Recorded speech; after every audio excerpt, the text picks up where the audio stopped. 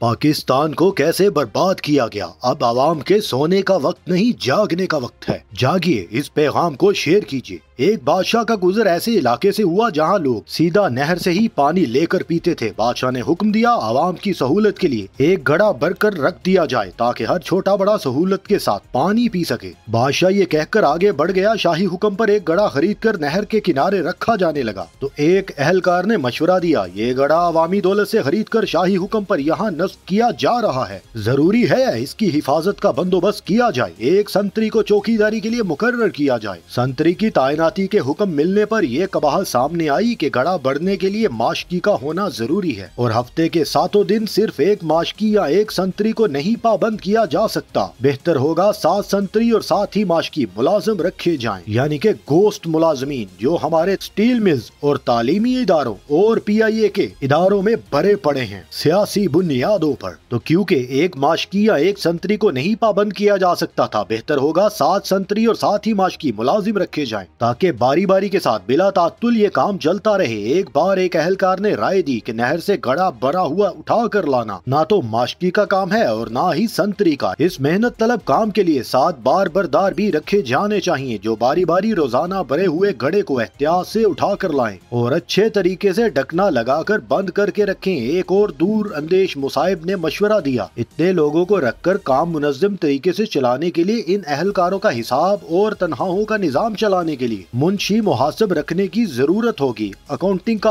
अदारा बनाना होगा, अकाउंटेंट मुतय्यन करना होंगे। एक और समझदार ने मशवरा दिया, ये उसी सूरत में यकीनी बनाया जा सकता है कि हर काम अच्छे तरीके से चल रहा है तो इन माशकियों, संतरियों और बार बरदारों से बेहतर तरीके से काम लेने के लिए एक जाती मामलात का एक शोबा कायम करना पड़ेगा। एक और मशवरा आया, ये सब कुछ ठीक हो रहा है मगर मुलाजमीन के दरमियान लड़ाई झगड़ा या कोई ज्यादती हो जाती है तो उनका तस्फिया और सुलह सफाई कौन कराएगा कि काम बिला तातुल चलता रहे। इसलिए खिलाफ वर्जी और एख्तिलाफ करने वालों की तफ्तीश के लिए कानूनी अमूर का महकमा कायम किया जाना चाहिए। इन सारे महकमों की अंशा के बाद एक साहब का ये मशवरा आया, इस सारे इंतजाम पर कोई हेड भी मुकर्रर होना चाहिए। एक डायरेक्टर भी तैनात कर दिया गया। साल बाद बादशाह का अपनी राया के दौरे के दौरान उस मुकाम से गुजर हुआ। उसने देखा नहर किनारे एक अजीमुल शान इमारत का वजूद आ चुका है जिस पर लगी रोशनियां दूर से नजर आती हैं। इमारत का दबदबा आंखों को हैरा कर देता है। इमारत की पेशानी पर नुमाया अंदाज में वजारत इंतजामी अमूर बराए गड़ा का बोर्ड लगा हुआ है। बादशाह अपने मुसाहिबीन के साथ अंदर दाखिल हुआ तो एक अलग ही जहां पाया। इमारत में कई कमरे, मीटिंग रूम और दफातर थे। एक बड़े से दफ्तर में आरामदेह कुर्सी पर एक पुरवकार मोअज़्ज़ज़ शख्स बैठा था जिसके सामने तख्ती पर उसके अलकाबात डायरेक्टर जनरल बराए मामला सरकारी गड़ा लिखा हुआ था। बादशाह ने हैरत के साथ अपने वजीर से इस इमारत का सबब और इस अजीबो गरीब महकमा के बारे में पूछा जिसका उसने जिंदगी में नाम भी नहीं सुना था। वजीर ने जवाब दिया, हजूर ये सब आप ही के हुक्म पर हुआ है। आपने पिछले साल अवामुन नास की फलाह आसानी के लिए यहाँ एक पानी का घड़ा नस्ब करने का हुक्म दिया था। बादशाह हैरत के साथ बाहर निकलकर इस घड़े को देखने गया जिसको लगाने का उसने हुक्म दिया था। बादशाह ने देखा घड़ा खाली है और टूटा हुआ है और सामने एक बोर्ड लगा हुआ है, घड़े की मुरम्मत और बहाली के लिए अपने अतियात जमा करवाएं, मनजानिब वजारत इंतजामी अमूर बराए घड़ा। ये थी पाकिस्तान को बर्बाद करने की वो कहानी जिस पर अवाम ने आंखें बंद किए रखी। पाकिस्तान 2 लख्त होकर टूट गया लेकिन हमारी मुजरमाना खामोशी ना उस वक्त टूटी और ना